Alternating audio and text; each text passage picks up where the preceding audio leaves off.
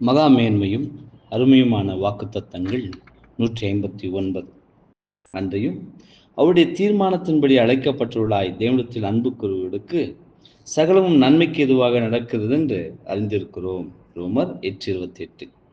தேவனிடத்தில் நம்பிக்கை வைக்கிறவர்களுக்கும் தேவனிடத்தில் அன்பு கூறுவர்களுக்கும் சகலமும் நன்மைக்கு எதுவாக நடக்கும் என்ற நிச்சயத்தை நாம் கர்த்தரிடத்திலிருந்து பெற்றுள்ளோம். ஆசீர்வாதம் மற்ற எதுவும் நமக்கு அருளப்படுவதில்லை.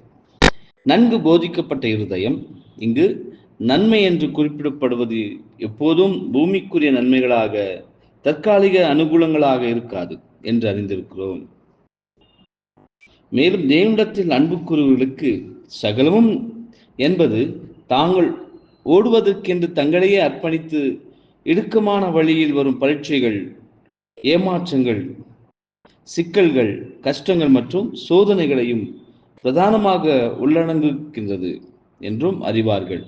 மேலும் கிறிஸ்துவின் குணலட்சணத்திற்கு ஒத்திருக்கத்தக்கதாக செதுக்கப்பட்ட மெருகூட்டப்பட்ட குணலட்சணங்கள் முடிவு பர்யந்தம் காட்டும் உண்மையின் நிமித்தம் தெய்வீக கணத்திலும் மகிமையிலும் முழுமையாக்கப்படுவதே நன்மையாக இருக்கும் என்பதே.